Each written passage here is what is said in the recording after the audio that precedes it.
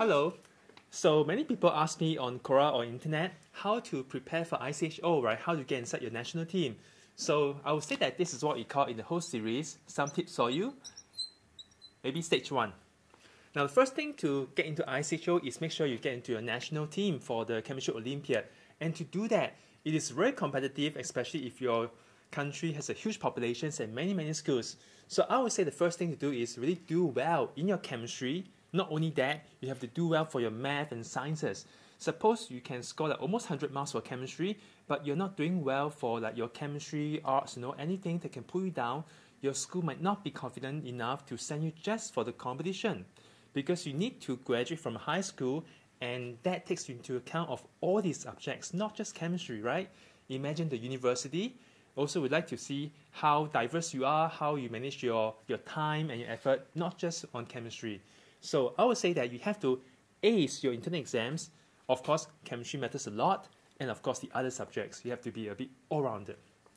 And to do well for chemistry, you need to do well in math too, because there's a lot of calculations.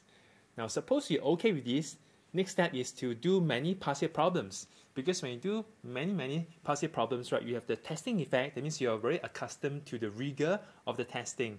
And at the same time, when you work on problems, you have to eliminate these careless mistakes. There's no room to just make silly mistakes, like sometimes as a teacher, we get very annoyed that how come these brilliant students, can make such an error?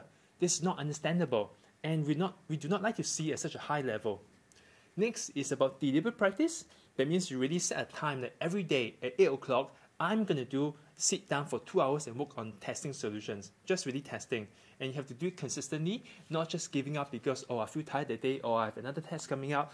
This is not the right way, because only with that deliberate practice, you train your discipline. Now, in the actual competition, it is a 5-hour test, straight, no break, no lunch break.